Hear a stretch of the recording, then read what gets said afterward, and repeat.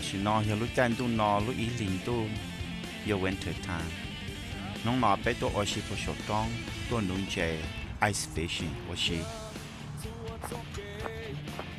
ta chỉ nó mất tổ auger cho là thò cho ice có một cho khó thì ở trong chơi mà họ bé ta tọt thò cho khó ice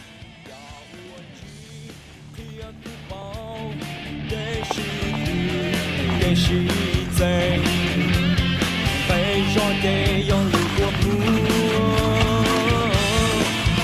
天天主耶稣，路可也不保证的，到你的要到错呀。Oh I see，不可是从你给路，我不照顾。thò cho khó ice ta là mất tụm bay cho họ sẽ chơi vụ tỏ ta sẽ nó sẽ mất trong mất to là rõ tỏ sẽ chơi vụ tỏ là xứ deeper Yeah, so I'll keep it. oh really okay how thick is the ice here No idea. probably can Yeah, it's about the same. yeah okay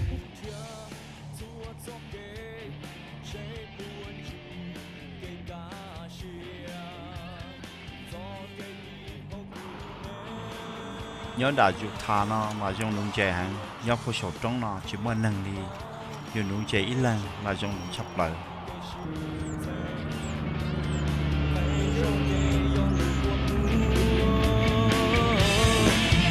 天天只耶稣，路可也不保证的，到你的要到错呀。 Oh, I saw that, bro. Yo, Yeah, I think you're gonna got one oh got one Ben Honey, good job. Nice. hand fishing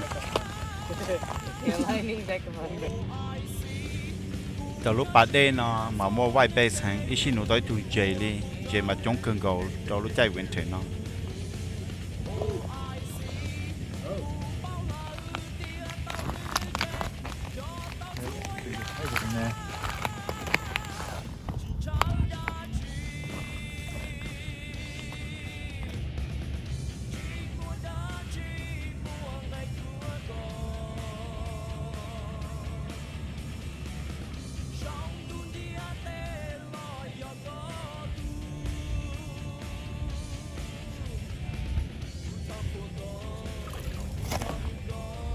same one, bro. Messing with you.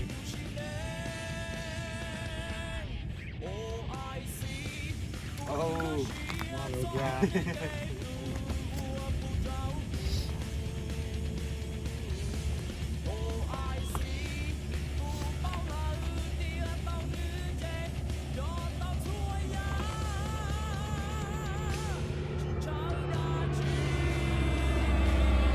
Why do you keep moving that way? Oh, finally got it. my god. Wait, mine was stuck out to his.